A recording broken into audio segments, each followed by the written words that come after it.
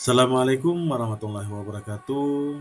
Perkenalkan saya Wiwin Ardi, CGP Angkatan 9, asal Kabupaten Kayong Utara. Kali ini akan memaparkan koneksi antar materi modul 2.1 pembelajaran berdiferensiasi.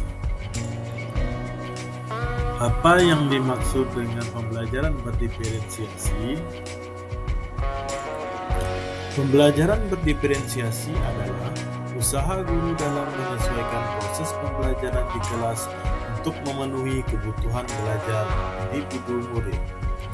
Bagaimana cara melakukan pembelajaran berdiferensiasi di kelas?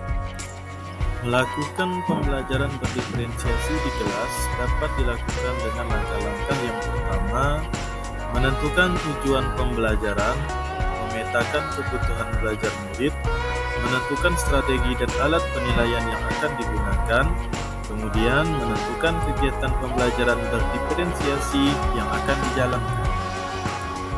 Kebutuhan belajar murid dapat diidentifikasi dengan cara sebagai berikut. Yang pertama, mengamati perilaku murid-murid, mengidentifikasi pengetahuan awal, mereview dan melakukan refleksi terhadap praktik pengajaran, berbicara dengan guru sebelumnya, kemudian membaca raport murid di kelas sebelumnya, dan yang terakhir menggunakan berbagai penilaian formatif dan diagnostik. Dengan melakukan langkah-langkah tersebut, maka kebutuhan murid akan teridentifikasi dan dapat terpenuhi. Ada 3 aspek kebutuhan murid. Yang pertama, kesiapan belajar murid. Yang kedua, minat murid. Dan yang terakhir, profil belajar murid. Dengan terpenuhinya ketiga aspek kebutuhan murid di dalam pembelajaran, maka dimungkinkan hasil belajar akan lebih optimal.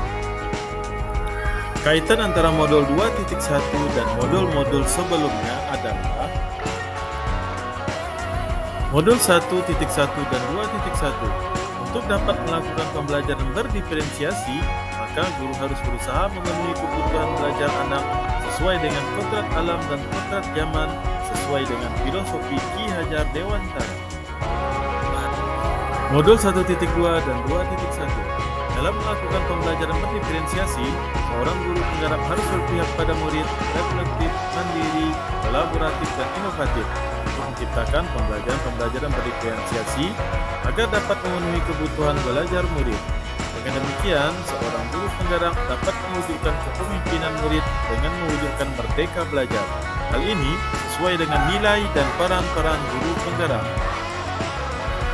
Modul 1.3 dan 2.1. Pembelajaran berdiferensiasi dapat menjadi salah satu strategi untuk mewujudkan visi guru penggerak yang berpihak kepada murid.